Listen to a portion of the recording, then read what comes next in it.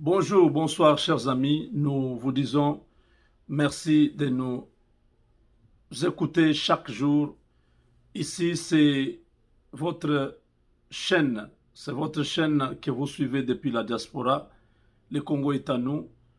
Nous venons d'apprendre que Joseph Kabila a quitté le Congo clandestinement. En ce moment, il est arrivé au Cuba. L'interdiction de quitter le territoire était formelle. Les gouverneurs du Katanga se sont arrangés pour faire disparaître cet homme. Je crois que tous nous devons en ce moment faire pression sur le gouvernement central, que le président de la République puisse donner son autorisation, que cet homme soit arrêté, quel que soit là où il est. Kabila a commis beaucoup de crimes dans notre pays. Il ne peut pas s'échapper comme ça. Il ne peut pas partir comme ça, laisser le pays dans des conditions telles que nous sommes. Il faut qu'il puisse répondre de ses actes. Il a miné le pays. Il laisse le pays sur un brasier. À l'est du Congo, au sud, Kivu, au nord Kivu, en Ituri, au nord Katanga, dans la ville de Kinshasa. Il a laissé partout ces hommes pour qu'ils puissent mettre le chaos. Cet homme, quel que soit là où il est, il doit être arrêté et traduit devant le tribunal pénal international. Que l'Interpol puisse faire son travail. Le service secret américain suivait son mouvement partout, là où il était, à Kolwezi. Il y a eu une complicité avec les autorités locales qui doivent avoir utilisé un moyen que personne ne pouvait savoir et faire passer cet homme-là, la frontière, et le faire partir. Parce qu'à partir de là, il n'y a que la frontière de la Zambie. Est-ce pour ça que l'homme d'affaires zambien, cet opposant zambien, était au Katanga? Et c'était pour faire la diversion de son arrestation qui faisait partie du coup pour que lui puisse, pour que Kabila puisse passer inaperçu? Parce qu'on s'est concentré sur l'arrestation, mais on n'a pas su Kabila était où. On a vu Kabila 2 fois au bord de la rivière, je ne sais pas, du fleuve Congo, qu'on appelle Lualaba. Après ce temps, on n'a plus vu les images de Kabila. Là, on nous signale que Kabila est déjà loin. Il n'est pas au Tanganyika. Il n'est pas non plus à Lubumbashi ni à Kolwezi. Kabila est déjà au Cuba. L'ambassadeur du Cuba en RDC doit être interpellé.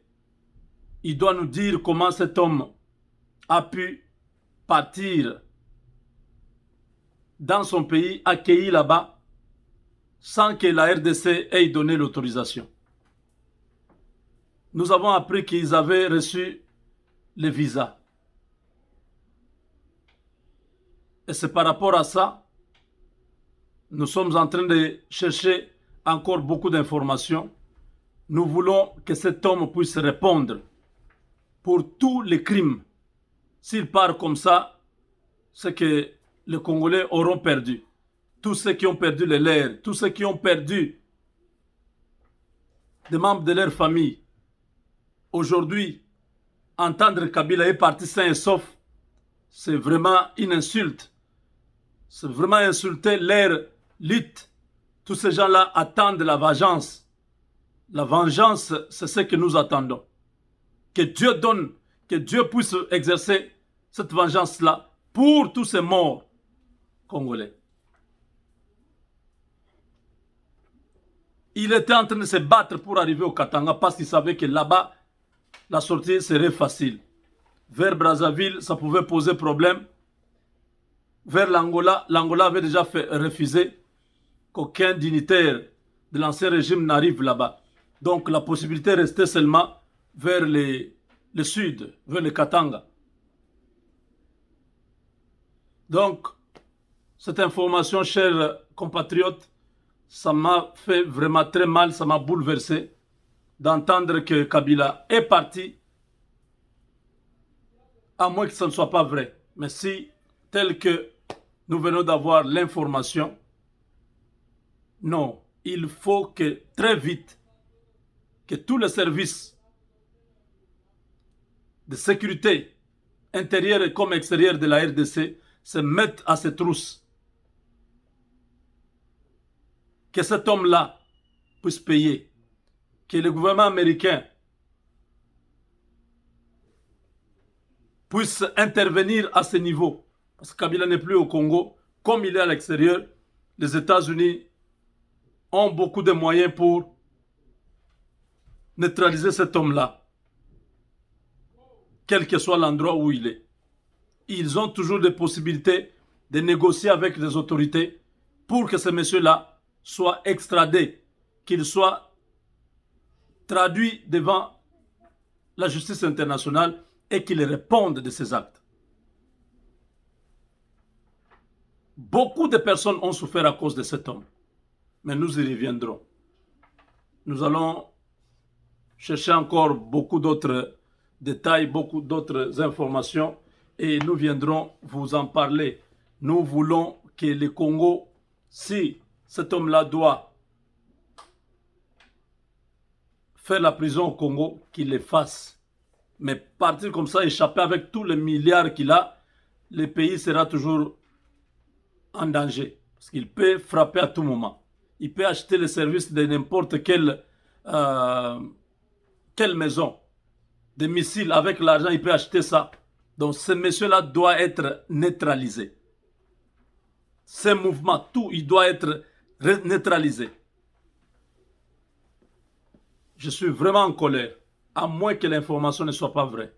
Mais si c'est vrai, il faut que notre gouvernement puisse ouvrir un dossier sur ce monsieur.